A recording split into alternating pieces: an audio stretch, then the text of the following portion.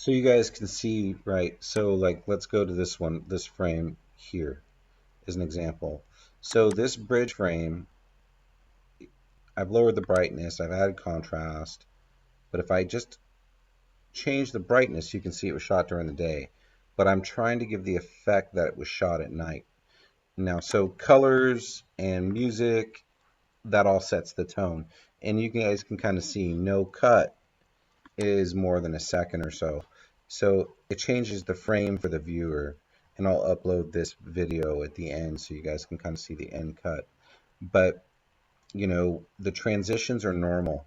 So when I'm using transitions, you know, I try to stay away from like really silly transitions, and I kind of go with basic transitions unless they're a hard transition. So I usually use a fade or a gray fade. Occasionally I'll use flash, like here I used a flash, and that's because it's a hard transition to a moving shot. See that? But all this was shot during the day. The second part to that is there's already movement. So you can see like I'm moving in the shot. Well, I actually added another effect to create a more smooth movement. So like here is an example, right? I want to animate this some more because I want it to give a more dramatic effect. And so in this case, I'm going to use something like fade zoom. And you can see, you know, it gives a more dramatic effect. Even though the camera is moving, it allows for a more dramatic effect. See that? And that's done with every shot. So like here, right, we can go to here, and this is just lettering, right? I don't necessarily like this lettering, but I can go to titles and I can choose. I never use like really crazy titles because it takes away from the viewership. Because the viewership, you know, believe it or not, you know, big dynamic openers and cuts isn't very cinematic.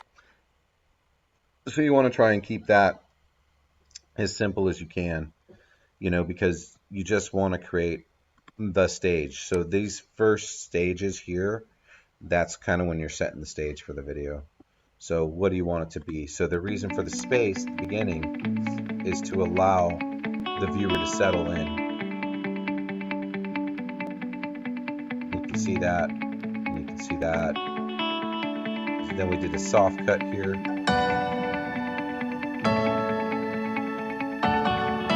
But the cuts match. So I'm not going crazy with the cuts, and I don't do like spin cuts unless it matters. But anyways, this is wonderful. This is Filmora, and this is like the stock music here. So, but I took all this footage today, and so you can kind of see like what does this footage look like without me messing with it. It looks like that, you know. So now in all of these shots, you can see these are muted. In order to mute it, I just, you know, right click, click mute. So yeah, kind of that's how I do it. I kind of think of what I want it to be before I start, and then I do it from there. Anyways, I hope this is helpful. If you guys have any more questions, I'm happy to make something for you.